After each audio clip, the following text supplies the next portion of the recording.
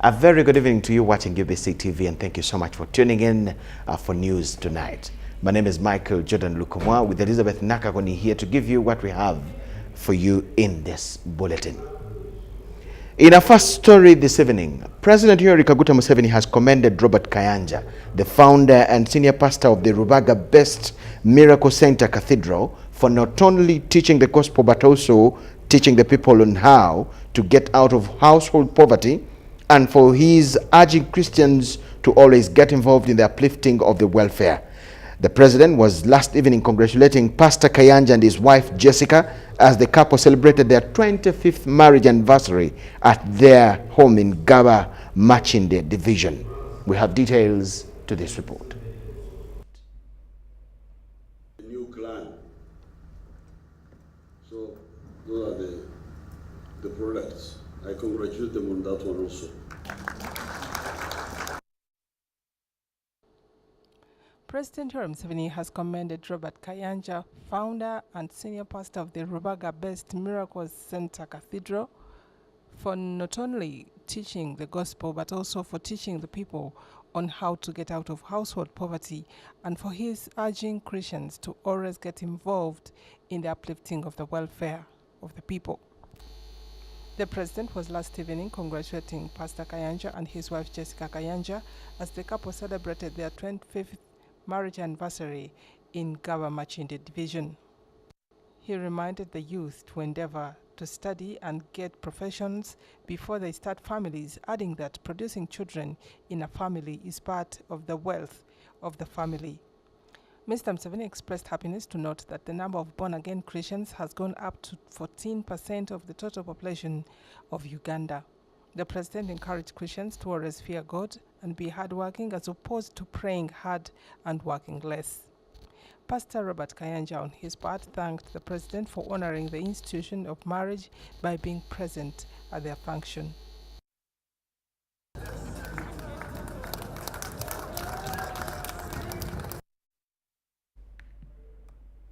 News tonight.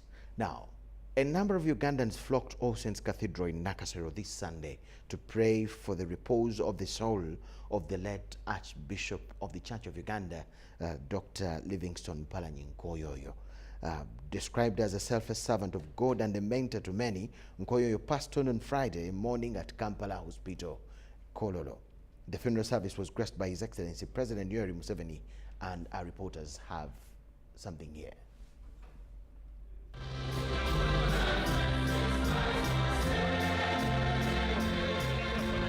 All Saints Cathedral Nakasero was this Sunday evening filled to capacity as hundreds of mourners thronged the church to pray for the repose of the soul of the late Archbishop of the Church of Uganda, Mpalanyi Nkoyoyo.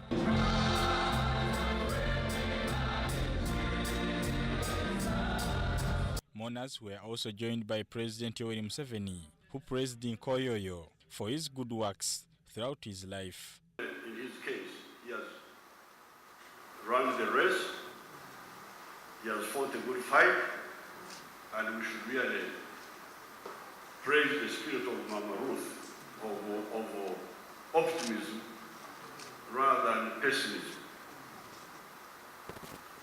Therefore, what matters is what you do when you are living. This is where the challenge is. As we are here, you may have somebody who has died in a bar.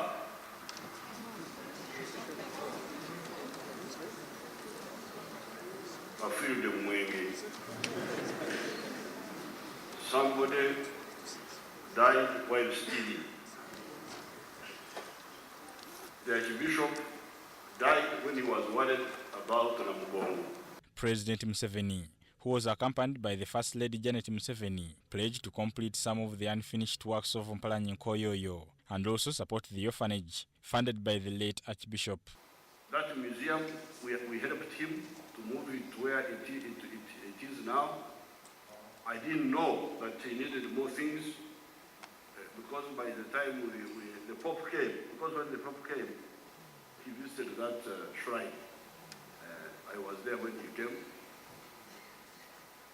A lot of work has been done, but I will now meet the Archbishop Mtagari, find out what is needed, and then we can support that work. So Retired Archbishop Henry Luke Orombi was the lead preacher at the funeral service. And I want to thank God as I celebrate the life of my own mentor, my own father in the spirit, the one who set a standard for me. I picked his baton and I followed him. Orombi, who confessed to have voted for Nkoyoyo to become Archbishop of the Church of Uganda during his time as bishop, described the deceased as not only social but also nationalistic. The fourth thing I remember about him is his humility. He typifies Jesus Christ, who said, "Learn of me, I'm gentle and humble." And the attitude that he had. For an archbishop to sit down with kids there and to play with them, and to just be there for anybody, whether you are here or there, he does not segregate. And I want to thank somebody who mentioned it. I think the vicar did. The mourners described Nkoyoyo as a hard-working man of God whose legacy is insurmountable. Notice that the church, as you can even see now, had become too small. We had extended, put tents around, and we were really lost as a leadership, not knowing what else to do. You put tents, they get filled. You buy chairs, they get filled. What else do we do? So Bishop comes and says, you need to build a new church. And the question was, where do we build the new church? And from that artist's impression, we were able to acquire the plot across the road where we are now in the new church, the cathedral for the diocese. Whatever he said, that was his motto. What you want to do for the Lord, do it quickly. Don't hesitate, don't delay. It's going to be remembered, especially for keeping the unity of the Church of Uganda. The children of the late Archbishop broke down into tears as they spoke about their beloved father. It is this simplicity he had, which we all took along with us. Every one of us, masters, teachers. Sorry, I'll say this again.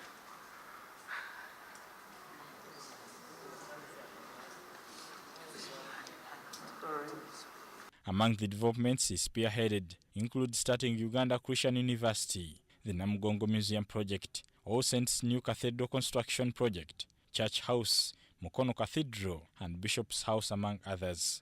The body has been taken to Namirembe Cathedral for an overnight vigil.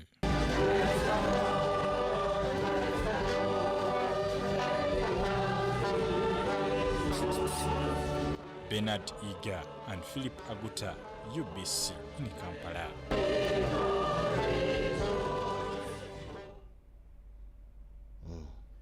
The program is still going on of the send-off of the great man of God, Bishop Livingstone Nkoyoyo, and of course UBC will keep you posted. Our reporters are already at Namirembe Cathedral.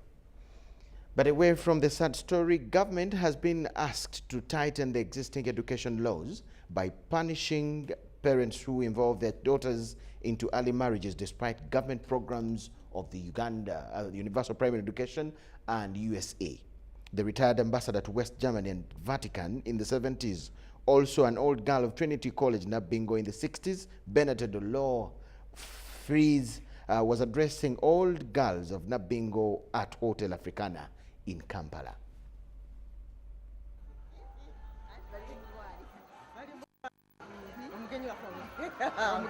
Cases of parents and guardians marrying off their daughters at an early age in the rural areas are reportedly on the rise. This is in spite government programs of universal secondary and primary education that provides learners with free education. This glitch is now irking educationists and stakeholders in the girl child education campaign to the extent that they are now demanding for the tightening of education laws aimed at stopping the practice. The first Ugandan woman to be an ambassador to West Germany and Vatican in the 1970s, and also an old girl of Trinity College Nabingo from 1963 to 1968, Bernadette Olowo Frias wants government and well-wishers to tighten the campaign aimed at providing the girl child with a good learning environment. Marriage doesn't help anyone. It only brings misery to the little girl and the family, because there's no happiness in there. Take your girls to school, let them get married when the time is right, and you will enjoy their services, their love, and whatever help they can give you. As marriage is no good. This was during the annual dinner dance for the old girls of Trinity College Nabingo in Wakiso District, held at Hotel Africana in Kampala.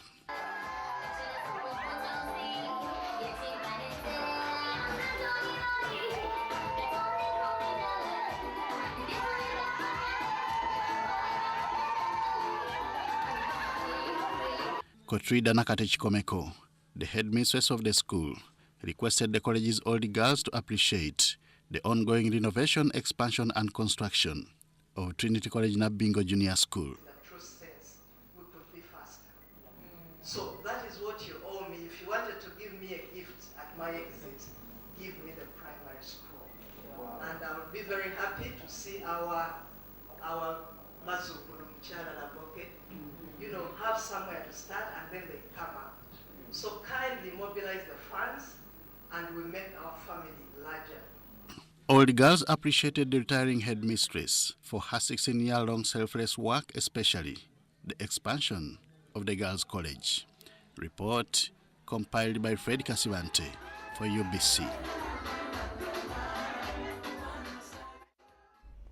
Wow, ladies taking to the floor on their own. Anyway, thank you so much for watching. We're taking a very short break. Do not miss what we have for you after.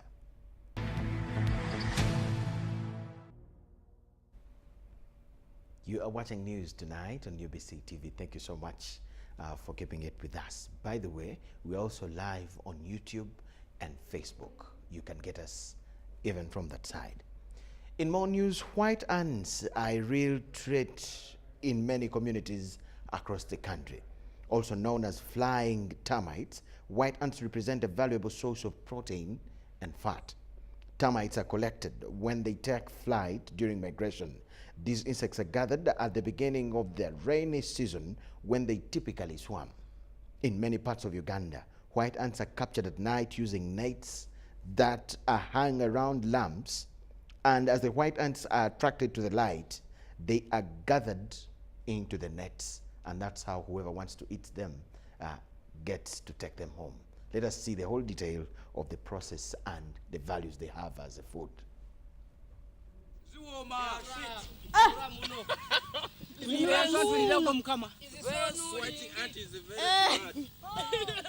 Eating white ants is an old practice in many parts of Uganda.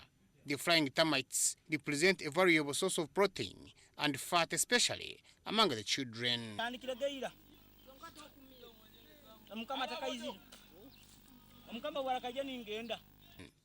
The tasty flying termites are captured from their mound during rainy seasons, but can also be tricked into leaving the mound prematurely by sprinkling water around the mound and playing drums, which they continuously beat to stimulate the sound of rain.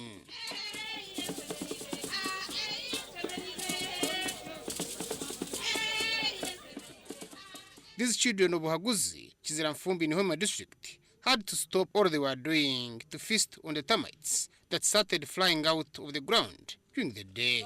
We are eating white ants. Because a kilogram of these termites can easily go for 10,000 shillings, it is a welcome treat to land and enjoy these free ones. Termites are social insects which live in colonies under the ground and only come out from the soil and generally enter structures undetected via hidden pathways in flowers and foundation walls, and mostly live below the soil surface.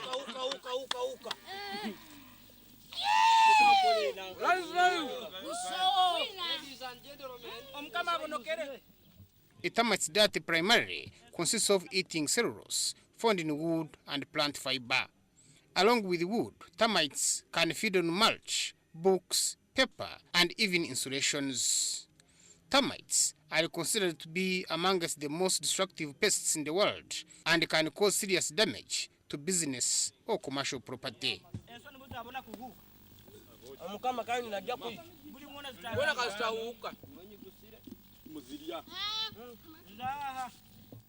This sub-county building in Kiziranfumbi is now beyond repair following termites invasion. Though a Bunyoro Kitara Kingdom Minister, Adam Yakaba, says the building will one day be repaired, the termites seem to have destroyed the foundation. And what we are basically trying to do right now is to renovate all our Isaza headquarters, like this one where we are standing. This is the Isaza of Kiziranfumbi. And we want to renovate all the Isaza headquarters, or the Amasaza headquarters, and also restore the green environment. As you can see in the background, we have the mivule trees. These were planted long time ago.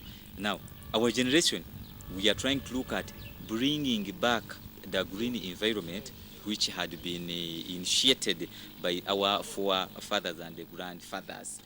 Termites can also cause a mass destruction of crops.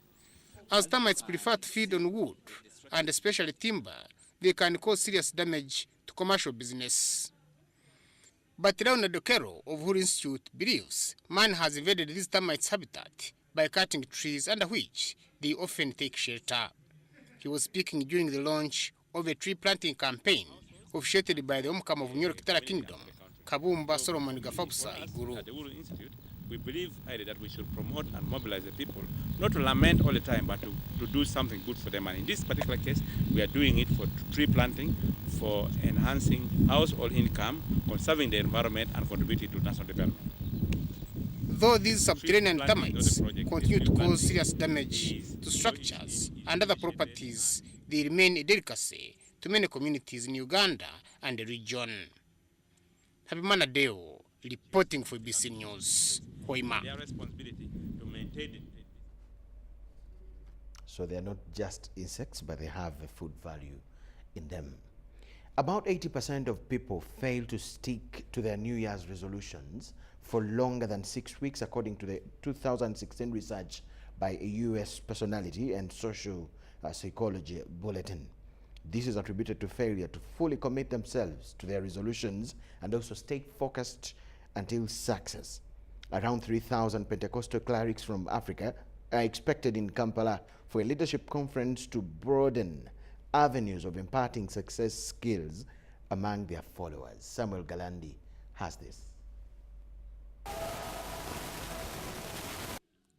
Every year, organizations, individuals, and groups design fresh resolutions for healthier and wealthier lives, but most of these are later discarded or even forgotten due to inadequate skills and persistence to stick with the vision.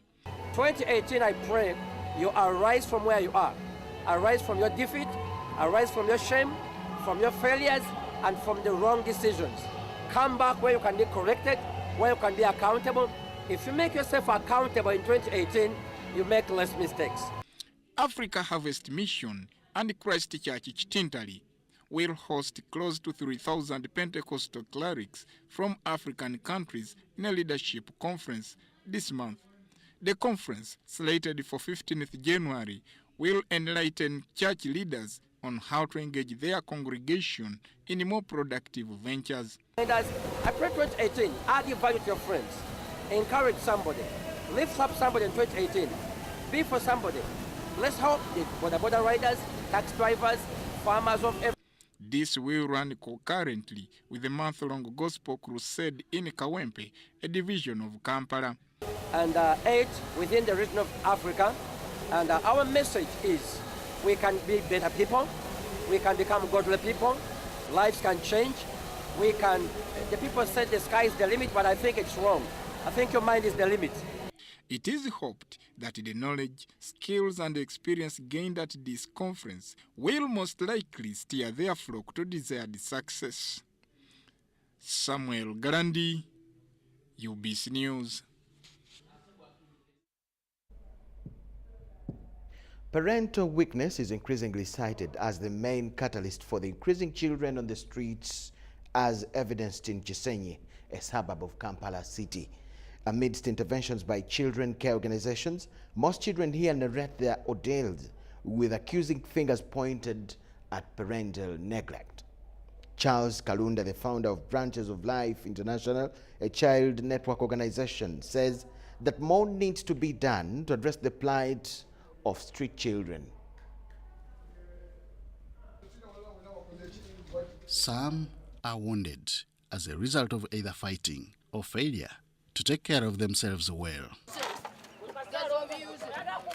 This makes Kisenyi, a Kampala slum, a memorable nightmare that merits to be talked about. Children who once belonged to families are leading a twisted life, evidenced by the conditions they have had to put up with. This is Buwanika Zone, Kisenyi Parish 1, and here, children are fending for a livelihood by hook or crook.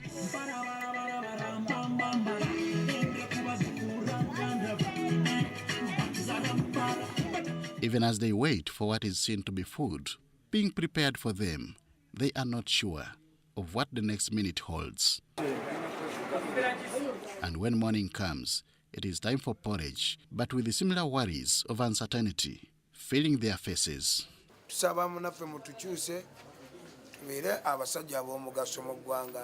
Embere yatuukawo balaga nti banneerabira wegamba nange nesalawo nefeko ku lwange nagira mu baazi najja nga noonya wakubeera.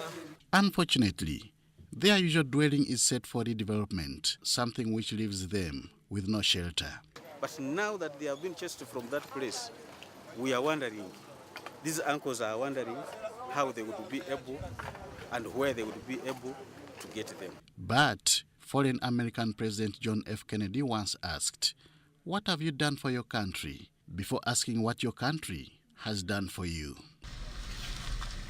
In the context of street children, Charles Kalunda could be a good example here. Our dad could beat our mom like nothing. We could watch this happening because we were young, we couldn't do anything else. In 2001, phones were so rare. So when our mom left, we knew that she has come to Kampala to meet our big brothers and sisters, but we didn't know where to find them. Once a street child himself, forced by circumstances beyond him, he felt the urge to save a life or two, something he prides in. One of my sisters was sacrificed into witchcraft by my stepmother. So I knew I was going to be the next. That forced me to run away from home and join the streets. But I don't say that this was really, really, really bad. I have to believe in my heart and I believe in my soul that it was a reason why now I'm working with these children, because they became part of me, they became part of my family, they became part of my life. I have worked with them for the last 15 and 20 years, just working with these street children. His courage to start Branches of Life International, a child network organization, is reason enough to believe in the ability of children on the streets. God has been so merciful that has provided the land, and we've been able to build a center where I want to take these children from the streets and we rehabilitate them, then to be able to place them back into their families where they came from. It is such ability that saw Swalwega Matthias venture into boxing with a dream of being a world champion. Ebikonde bino nfunye bingi nnyo emikwano okumanyika ennyo kuba mmanyikiddwa nnyo kyemmanyi n'emidaala egimu egitaliwo wano kirooto kyange kyakubeera world champion nange njagala mbeeko omu ku abo abaakabi.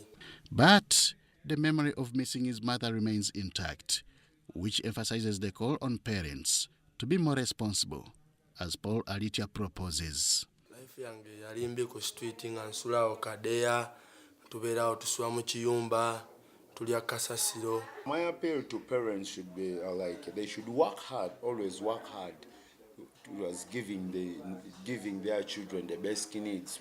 Life on the street can be unflattering and hurting, yet children here continue to point accusing fingers to parental neglect. This is the reason why Branches of Life International has constructed this building to accommodate these children as they convince them to go back home. Henry Okurut, UBC. Welcome now to sports news. A Nelson Senka took a 75th minute goal and Uganda Cranes a 1-1 draw against the West African giant Guinea in a build-up match at Fustaid Stadium in Morocco. Cranes head coach Sebastian Disabri is using the games to assess his players before he names the final 23-man squad for the African Nations Championship, slated for the 12th January to 14th February this year. This team still has one practice game against Congo on Tuesday this week in Rabat before heading to Marrakesh for the tournament. Uganda is in Group B with Malawi, Ivory Coast with Zambia being Crane's first encounter in the competitions. Benjamin Ochan, Milton Karisa, Paul Muchurezi, Shaban Mohammed and Nicholas Wadada are some of the players on the Ugandan squad.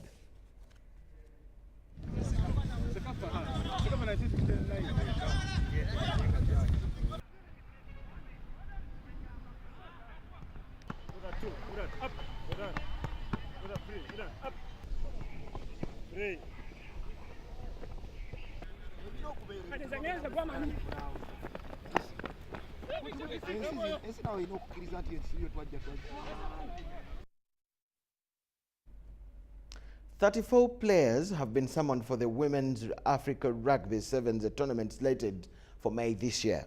The team started its training at Legends Rugby Club with fitness tests alongside strength and conditional drills. Bird catches the worm. This is exemplified by the National Rugby Women's Technical Team that intensified training in order to identify and select a core team for competitions slated for May this year. Head coach Helen Buteme says her focus is on polishing the mistakes that cost Uganda her failure to qualify for the World Cup and African Championship hosted in Tunisia last year. Some basics are lacking in some of the new players we have from up north. But definitely there's so much potential, and since we've started early, we'll have enough time to polish them and get them to have the necessary skills that they'll need. There's a lot of commitment from the players. They've pushed hard the whole 3 hours, so we've been very impressed with the response by the players. She also added that the team has insufficient funds that hinder quality preparations for the players. There are funding challenges, so we're relying on well-wishers to help us, but then we're actively looking for sponsorship as well. So if there are any companies who are ready to come on board, we'd really appreciate it, because next year are the Olympic qualifiers. So this is the final year we have more or less to build the team, and then next year it's about performing. Winger Grace Auma is optimistic that with hard work and teamwork, Uganda will claim its glory in women's sevens. At time we were not that faster when we were playing other teams like South Africa. They were faster and yet we were a bit slow on them, and the reaction wasn't there. But now I've seen that the training today, the reaction was there. Everyone was focused. They have given in 100%. They were running, tackling was there. Like the defense was also tight. Mercy Adongping, Sophia Amato, Rachel Arama, Rebecca Achola and Susanna Dong, among others, are some of the players who are hoping to make the final cut of 12.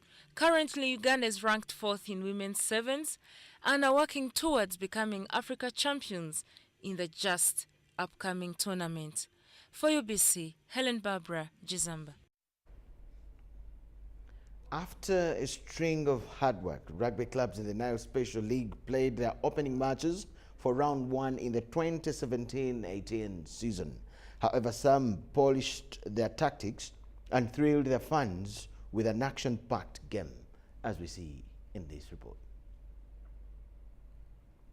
It was a gingatic fight between Legends' best Rimla Rhinos and Chadondo's Toyota Buffaloes, where Rhinos transformed her anger to beating Buffaloes 34-13, having succumbed to Cobs 33-17. This time round, Rhinos utilized their chances on the slippery backline defense of the Buffaloes, thus scoring tries, as team coach Brian Makalama narrates. We gave Cobs easy ball most of the time, easy possession, and it was mostly miscommunication, especially in our defense line. So it's something we worked on our defense, communicated better, put able people to make sure they run individual defense, supplement the team. So I think it has paid off, though it's the first game of the new year. We hope it will build it from it. Kevin McMoat Rhinos captain says teamwork and strong ball carriers helped them clinch victory. Last season, the team was a bit splitted. We had most of the guys just joined in. We had new guys. So guys were playing individual game. They're not playing with the team. If you look at the team this season, we are playing like a team. We don't have this is the best player. No one is playing alone. But I think we have improved a lot from last season, and I'm seeing ourselves winning this league this season.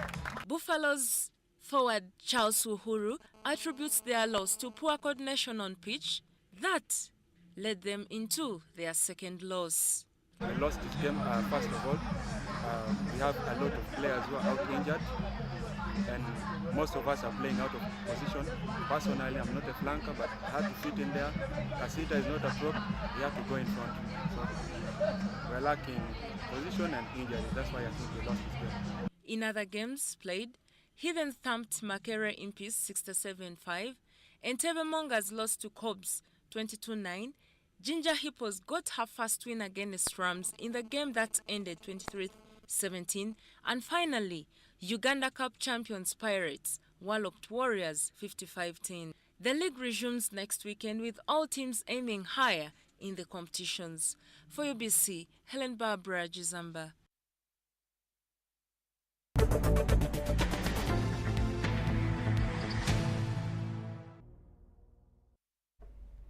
And that way, we come to the end of news tonight. We thank you who has been part of the Bulletin from wherever you are, here live on TV or Facebook or Twitter. Thank you so much. Michael Jordan Lukomwa is my name. With Elizabeth Nakakoni and the whole team here, wish you the best of the night, and this week we start tomorrow. Good night.